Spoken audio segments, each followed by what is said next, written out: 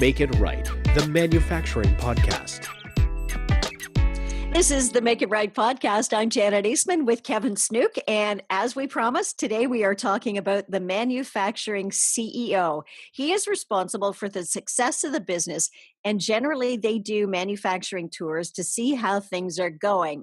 So, hi, Kevin. I'm sure you've been part of many of these tours. How often do they happen? How often do they happen with a CEO? I would say not often enough in most businesses that I've been a part of, and there's a good reason for that. You know, the CEO's a busy guy, and quite often they come from a marketing or sales background, even in a manufacturing company, and so a lot of their focus is on how are we going to grow the business. You know, what is it we need to do with the product, with the consumers, with the customers, in order to be able to keep growing the business. And on another hand, you know, they're working a lot of financial metrics. They're working with either bringing money into the company or being very careful about how the company is spending the money, and dealing with a lot of external stakeholders. So quite typically, what happens is they get caught up in all those different things, and possibly spend not enough time or not the most effective time that they could be in a production facility. So would they do one of these once a year? Or is it, I mean, you're saying they don't do them enough. What would be enough? Well, it really depends on the size of your company. And it's not always the CEO. You know, it might be the manufacturing director. It might be the regional manufacturing director, depending on the size of the company. But I would say there ought to be a senior leader, at a senior level in the factory at least every 3 months. Okay. So, what are some of the common mistakes when the CEO is coming through doing one of these factory floor tours? What are the mistakes that they make? Oh, I've seen some really good ones. Quite often, coming from the head office and coming over to a factory. Certainly, let's say you're from the head office in London, and you're flying over to do factory tours in Asia. And you land in Thailand or Singapore or Malaysia, and you've got your suit on, and you want to go out on a factory tour. And I have seen some CEOs and senior level directors almost melt away to nothing as they're walking around a factory floor. And it's extremely good because you warn them in advance. And you let them know it's going to be hot and sweaty and sticky, and please just take your tie and your jacket off and go for a walk in your shirt. And some people, I don't know whether it's ego or whatever, they find it harder to listen to advice and end up melting, you know, and it just looks ridiculous. And so I would say one thing: if you're a CEO and you're heading out to a factory, know what the weather's going to be like, know what the factory floor is actually, you know, what the conditions are, and be prepared for that. I'm sure you look really impressive in your suit when you're melting underneath and everything's soaking wet. Like, well, especially when the group has put a pair of safety shoes on you and maybe overalls, you know, because you have certain regulations. And so you've got, you know, 3 or 4 layers, and it's 30 degrees or 40 degrees on the factory floor. I think a lot of people in head offices forget what it's like working in factory conditions, and many, even the most sophisticated businesses around the world are still hot, still sticky, still humid, dusty, noisy. And so it's difficult for people to know unless you're experienced or you do a great job of listening to advice before you get out on the floor. Have you seen somebody do it right? Yes, I have, and I've had people that have been, really impressive, calling in advance, trying to find out what would be the dress code, what would be the best dress for them to come in order to make the tour. I've had both ladies and gentlemen check out in advance. Should I be wearing trousers for this? Should I be wearing safety boots? Do I need to bring my own safety boots? Whatever it is, they're thinking ahead, and people that do that tend to get it right. Right. And anytime a CEO comes through, they always leave an impression. So you want to leave the best impression that's going to inspire your team. So what is that picture perfect CEO going to be doing when they walk through the factory? Well, first of all, I want to say that they need to walk through the factory. I've seen too many CEOs plan the factory tour at the end of the busy day. And so what they want to do is they want to have a lot of discussions with the leadership team. They want to be talking around, what's happening with the metrics in the business, etc. And then it's the last hour that is scheduled for the factory tour. The people on the factory floor have been waiting all day basically to see these higher level executives. And then they never even get there, or they get there for a quick run through for 5 minutes before they have to, jump in the car and be taken away. So what I encourage people to do is to do that factory walk early on in their tour, or early on in their visit to the factory, so that they really do get out to the production floor, because frankly, that's where they can have the biggest impact on the biggest number of people. Most of the people are not working in the offices, or shouldn't be anyway, and they should be out on the production floor, and that's where we want to be seeing leadership.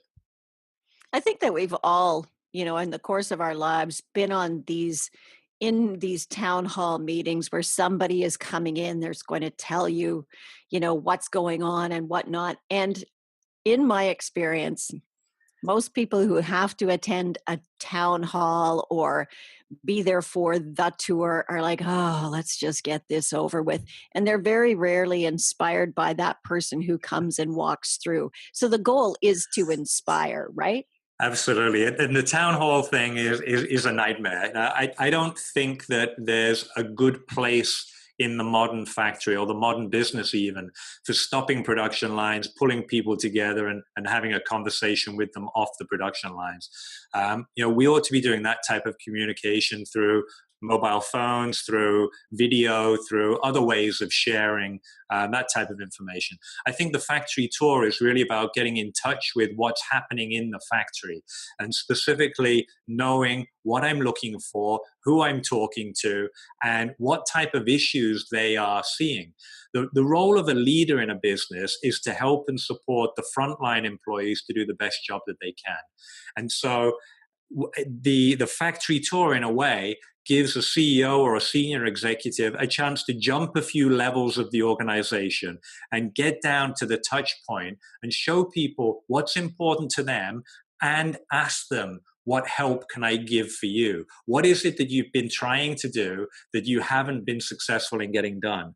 And then, the CEO or the executive can take that away with them and start to take real action that helps the majority of people in the business. So the CEO who's doing this right, they're coming in, they're dressed appropriately, they're walking through, and they're talking to the individuals that are on the factory floor. They're actually engaging with those individuals. Yeah, absolutely. And we don't want it to be a dog and pony show. We don't want too many boards and signs and things up where people are talking through. It's good that we have factory floor workers ready to talk to executives. But the key discussion, in my opinion, ought to be the executive saying, basically acknowledging who you are, thanking you for being a part of the business, asking what types of things you're working on at the moment, and then what help and support do you need from me. And there may be a couple of little presentations put together, which let me say something about that in a minute.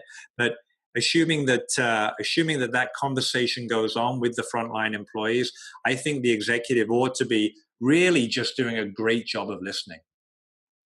So tell me about the presentations.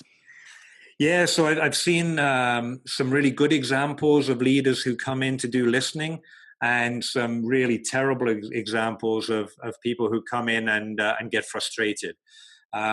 If you are working in a business with overseas divisions, maybe you're from Portugal and you're doing tours in Poland, or you're from the Ukraine and you're doing tours in Asia.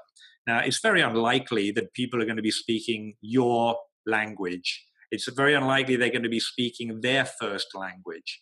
And so I had one example where there was a senior executive from the US came in and into one of the Asian countries. And the factory manager had done a great job of trying to get the frontline leaders to do some discussions. And now these frontline leaders didn't speak fluent English, but they were trying extremely hard to put their message across in English. And after that, I heard the senior director say to the plant manager, "Don't you ever put me in that embarrassing situation again." I just thought that was the most insensitive, unpractical thing I had ever heard. The plant manager was trying to give people a platform, trying to give them an opportunity, maybe a once in a lifetime opportunity to talk to somebody from outside their country who could, who could listen to them and offer some help and advice and support. And the whole factor was this guy was so full of ego that he wasn't even willing to listen to the challenges that the other people had, even in speaking English, let alone the challenges they had on the production line. And so, there are people like that out there. It sounds, when you say it on a show like this, it sounds a little bit ridiculous. But I've come across that type of attitude way too often in my career. And those people immediately lose my respect. And, as far as I can tell, they lose the respect of the people in the factory as well. Hmm. Well, and I would assume too, I mean, based on that situation, um, the average worker that's in these places, even like as a worker myself, I don't expect that the CEO is going to want to speak to me and know my opinion. So if they came up to me and asked me a question, I'd be like, I can't tell you what the real issues are here. Like, whoa. But Yeah. you would encourage them to say, yeah, you have to tell them what the real issues are because otherwise he doesn't know and we can't fix it. Exactly. And now this comes back to the more transparent or open culture that we want to be able to build in businesses. But a big part of that is each layer of the organization having trust in the others. Now that's a cultural change, right? That takes some time to shift, especially if it's a culture that's been previously built on fear or some kind of mistrust. Um, but if you put the right steps in place, then you can gradually change that to be a much more open culture. And I think the CEO and the senior executives can really help with that. If they're insisting on trying to get the real answers from the frontline employees, really trying to understand the challenges that they're having, and if they have a bit of technical knowledge, and this may even be prompted by somebody at the factory or somebody in a support department who helps them ask the right questions, how helps them look around the factory and see where issues are and things that they could actually ask about. In that way, you're showing that it's okay to have problems in the factory. It's okay to have areas that are not working well. And I do want to know about it because the more I know about it, the more I can help you get them fixed. So, how do you know at the end of the day if the tour has been a success? Well, I think you ought to walk away with a to-do list of areas where you need to have more discussions or you need to be putting some help and support in place. As I said, the role of the leader is to know how and where they can best help and support the frontline employees or the manufacturing employees. And during those discussions, whether it's in the meeting room or on the factory floor, you want to have a list of things that you're going to go back and help them get fixed. And by help and support, it doesn't necessarily mean money, although some of these things will cost some money or will cost the company some money. What it does mean is that you've listened openly, and you'll know whether they need some new tools, some training, some kind of new equipment in the business. Whether they need a consultant to come in and help them with something, or whatever it is. You've listened openly enough to be able to come away with some things that you want to help them solve.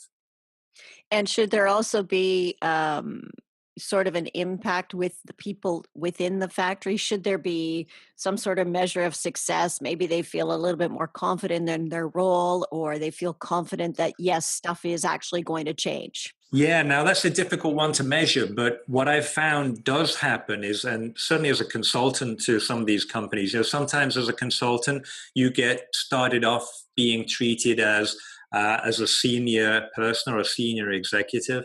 Um, and when you first go in, people are a little bit guarded and then they start to open up.